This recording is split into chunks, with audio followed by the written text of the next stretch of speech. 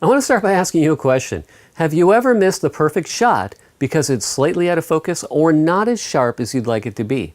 Now, if that's ever happened to you, in this video, I'm going to share 5 tips with you to help you get sharper, more accurate focused images that are going to look way better than the ones you're currently taking, regardless of the current camera or lens that you're using. All right, let's get started with tip number 1, and make sure you stick around to the end because I have a bonus tip number 6 and bonus tip number 7.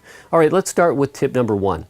Let's switch your camera to one focus point. So I know your camera might have 500 different focus points. All you really need is one focus point, and then you can choose exactly what you're focusing on the image. So for example, if it's a portrait, then you want to focus on the closest eye to you. If it's a flower, you want to focus on the flower. Regardless of what type of photography, whether it's portrait or landscape, use one focus point for more accurate focus. That's tip number 1. Now, tip number 2 is to use a tripod. Now, I don't like using a tripod. It's a lot of gear to bring with me, then I feel like my movement's restricted. I really don't like using a tripod, but my images are so much sharper. I'm going to show you some examples in this video of an image right here that I shot just standing using a 105mm lens, and I had a little bit of camera shake. Now here's an image here where I used a tripod, and you can see it's the same aperture, f1.4, but this one is more sharp. It's because it restricted my movement. So let me sort of explain that a little more. Now you can see the camera, it's on a tripod, it's steady. Now if I were to hold it in my hand and I press the shutter halfway down, I'm focused. But if I move just slightly forward or just slightly aft and I'm shooting at an aperture like f1.4, that could make all the difference, especially if you're shooting at 100mm or 200mm. So really, there's some camera shake, there's some movement in my body. I might move forward, I might move back. If you use a tripod, that's going to keep you in a stable stance. You can't beat a tripod. So that's tip number 2, use a tripod. Okay, tip number 3, what if you don't have a tripod? Okay, so tip number 3, if you don't have a tripod, then you want to create a stable stance within your body. So I'll give you some tips for that. So 1, let's put the weight of the camera on your left hand and then get a firm grip and then your right hand right here. Then you want to bring your arms into your body and bend your knees a little bit, and then just sort of practice proper breathing techniques, because your breathing can also affect the movement as well, especially if you're shooting at low apertures. So get that stable stance as if you're a tripod. If you have something to lean against like a wall or a ledge where you can brace your arm, or if you can kneel and put your elbow on your knee, something like that. Just think if you were shooting a rifle, you're going to have more shake if you're standing up. If you get down on one knee, it's going to be a little more steady. If you're lying on the ground, which you probably wouldn't do, but if you're lying on the ground, you're going to have some more stability. So really think about your stance, look around, see if you can sort of shore that up, make it more stable. That's tip number 3. If you don't have a tripod, use proper form, proper stance. That's going to help you. So tip number 4. Now let's say we're using a prime lens. Now traditionally, prime lenses are sharper than zoom lenses just because there's a lot of different moving parts in a zoom lens. You have, 35 to say 70 or 24 to 70. That's a more common lens size. And you've got all these moving elements. It's going to be harder to get each range sharp. So sometimes a prime lens is a better choice if sharpness is something that's important to you. Now also too, prime lenses can go down to f1.4.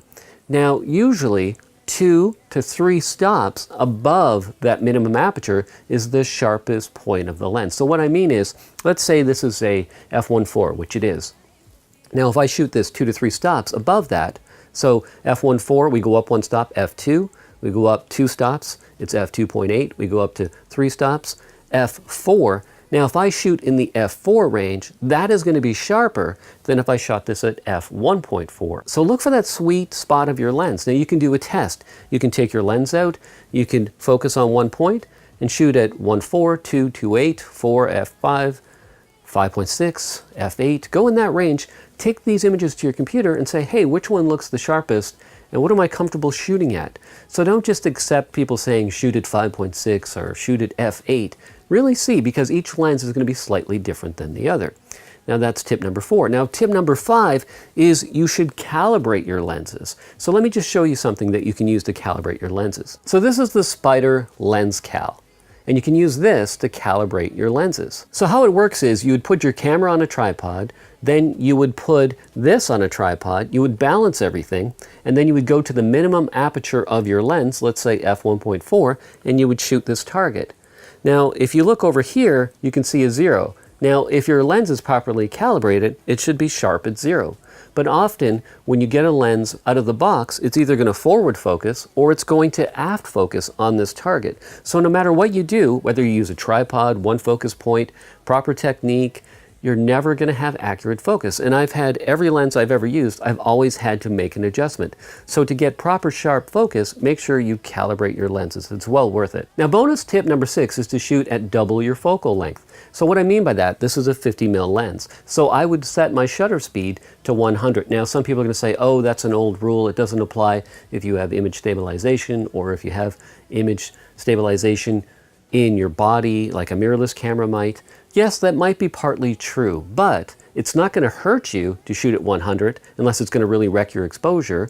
So think about that when you're shooting. Say, well, I'm shooting with a 50, I should keep my shutter speed at 100, I should use a proper stance. Considering all of those things, those are all going to help you to get sharper focus. Now, in the next part of this video, I want to give you another bonus tip, and that's about lens selection. So choosing the sharpest lens to give you that extra chance of getting sharper images. Now, I use a site called DxO Lab to do some of my research, as well as B&H Photo. So we're going to go to the computer. I'll walk you through how to use their interface and how to make a proper choice when it comes to choosing your next lens. All right, let's head to the computer. All right, here's a site I use to do my lens research. It's called DxOMark. I'm in no way affiliated with this site, but you can do lens research. So for example, let's say we have a Nikon D810 camera and we want to check out the sharpest lenses in a certain range, for example, from Nikon, from Sigma, from Zeiss, let's say. Okay, so we put Nikon here, mount it on, we pick our camera, so you can just click on these boxes, you can pick different things. Let's say we want to check out a prime lens, and we want it to be a standard lens, so I'll uncheck these two, and maybe a telephoto lens. And then you can come down here and you see mount type. So depending on your camera, you might have a Canon EF mount, you might have an EFS mount, you might have a Sony mount, you might have a Nikon F mount. So I've got a Nikon FX mount. So just make sure you've got the camera brand, the proper camera body, or the closest thing you can find to that. Check prime or zoom, check standard, whatever you want to look for. You can even just use the slider for a focal range or aperture, and then make sure it's the right mount for your camera. Now, once you do that, you'll see that they have ratings for different lenses. So you can see right here, the Sigma 85mm f1.4, although it's a third-party lens, you can see it's scoring very high. It's got a 50 here, and it's got a sharpness of 36. And then you've got your Carl Zeiss. And then if you look down here, you see the Nikon 105, and that's not rated as high as, say, the Sigma 85. Now, I know they're different focal ranges, but this is just giving you a rough idea that if you were looking for an 85mm lens, this will give you some options in price. And you could say, wow, look, the 85 Sigma is only $12 compared to the Carl Zeiss, $4,000. So it kind of helps you to get in the ballpark about what lenses might be sharper. I've had some pretty good results going on their recommendations. I've looked at this site and I said, well, for the value and the sharpness, I'll give it a try.